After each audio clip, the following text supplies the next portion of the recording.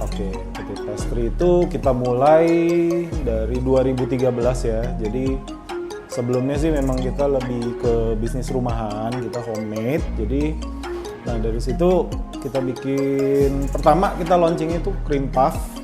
Nah di situ waktu kita launching terus pada akhirnya bisa jalan nih akhirnya nih kita bisa jual nih. Ya udah dari situ mulailah kita bikin jualan sampai akhirnya di tahun 2014 ya. Nah kita mulai launching yang Mille Crepes yang pada saat itu Mille Crepes tuh belum ada di Batam setahu saya ya, cuman nggak tahu. Nah jadi pada saat itu kita mulai dan ternyata berhasil lah ya, jadi best selling juga Mille Crepes. Nah waktu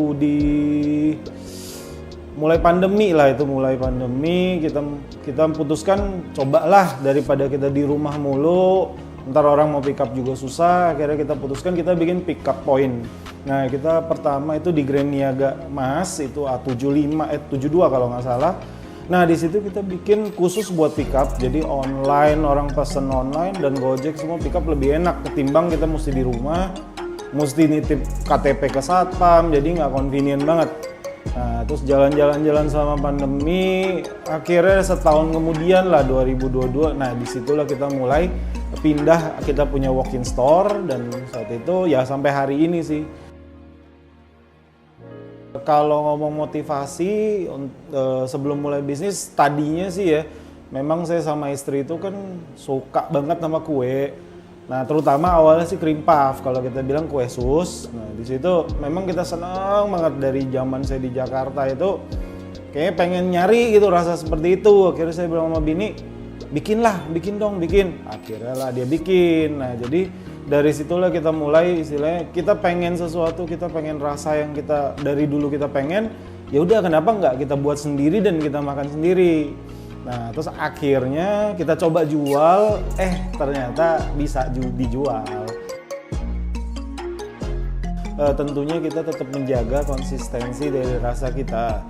Karena yang memang bisa kita pertahankan dari dulu sampai hari itu memang rasa. Jadi kita nggak pernah ngubah takaran, gramatur dari bahan baku kita sama sekali atau perubahan bahan baku juga nggak pernah sih ya. Cuman yang kedua lebih ke pelayanan. Jadi kita berusaha memberikan pelayanan yang paling ramah, paling menjawab kebutuhan yang tentunya ya buat orang adem sih ya. Ya lebih ke situ.